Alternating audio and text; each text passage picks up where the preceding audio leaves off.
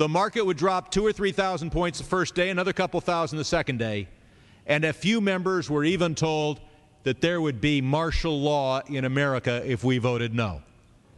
That's what I call fear-mongering. Unjustified. The final version of the bill was kept secret from the Congress until minutes before the vote on October 3, 2008. The Federal Reserve had promised total transparency, that every dime would be accounted for. To Democrats and Republicans who've opposed this plan, I say, step up to the plate. Let's do what's right for the country at this time, because the time to act is now. To prevent the possibility of a crisis turning into a catastrophe. After its passage, the public learned with horror that the bill was really a financial coup d'etat by Wall Street. The bill didn't just give $700 billion to the banks. It was a blank check. And as of February 2009, $9.7 trillion has disappeared into a black hole. Within 24 hours of its passage, Secretary of Treasury Henry Paulson said they were no longer going to use the money to unfreeze the mortgage market by buying bad debt. We went to Congress. Illiquid assets look like the way to go. As the situation worsened, the facts change. I will never apologize for changing an approach or strategy when the facts change. Paulson has, in the meantime, admitted that the subprime mortgage crisis is not the cause, really, of the breakdown of the entire world banking system and the bankruptcy of most of the banks in London and in Wall Street. He said, we're going to buy up toxic assets, but we're not going to worry about subprime mortgages. What he's talking about is derivatives. Derivatives are the center of the crisis. He went on to say that where the money was going was a secret. I believe that banking institutions are more dangerous to our liberties than standing armies. If the American people ever allow private banks to control the issuance of their currency, first by inflation, then by deflation, the banks and corporations that will grow up around the banks will deprive the people of all property until their children wake up homeless on the continent their fathers conquered. The issuing power should be taken from the banks and restored to the people, to whom it properly belongs. Thomas Jefferson, 3rd President of the United States. Secretary Paulson came in with the Vice President and Fed Chairman Bernanke and made all these assurances that there was absolutely a critical, immediate need to get rid of the corrosive derivative products, all the different names for this, ubiquitous, sub-S retraded credit default swap, blah, blah, blah, blah. Okay? But they talked about them as though they knew what the hell they were.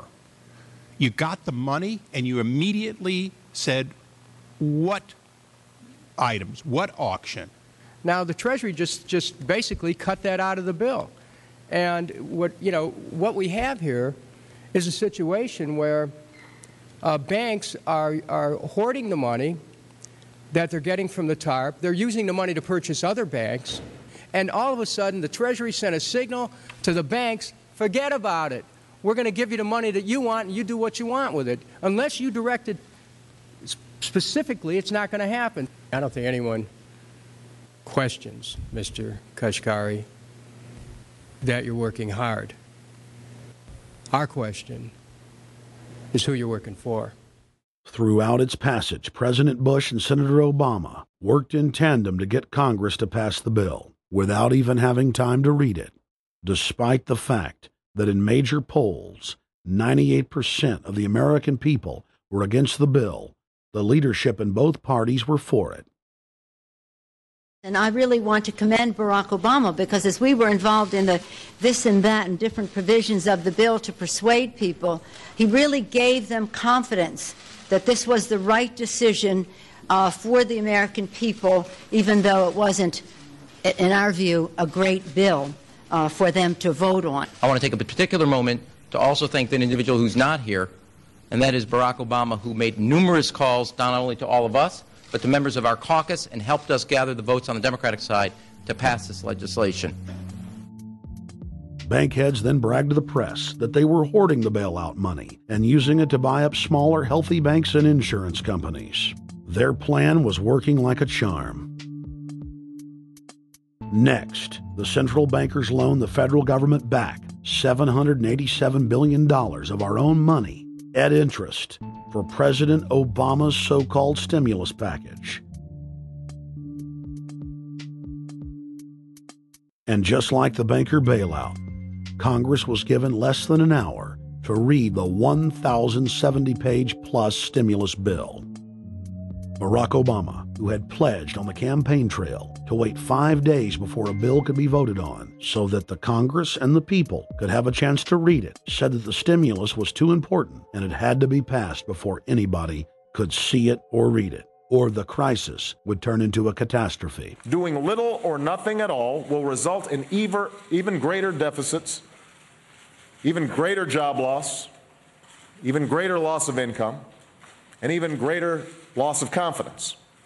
Those are deficits that could turn a crisis into a catastrophe, and I refuse to let that happen. After its Friday passage, in gangster fashion, President Barack Obama took a 4-day vacation and said that there was no rush to sign it.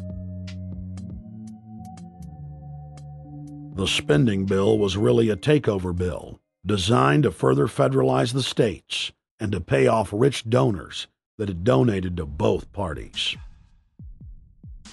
As the world slid deeper into depression, the bankers celebrated the fire sale that they had created. I believe the phrase burdens of the office is overstated. Yeah, it's kind of like, why me? Oh, the burdens, you know.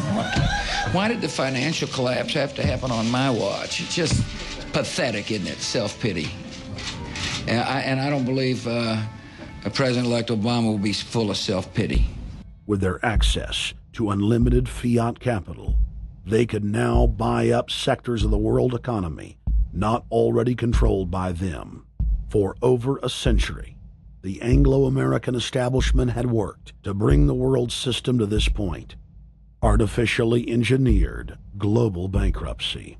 In an address before the Trilateral Commission in June of 1991, David Rockefeller laid out the elite's ultimate goal. The supranational sovereignty of an intellectual elite and world bankers is surely preferable to the national autodetermination practiced in the last centuries.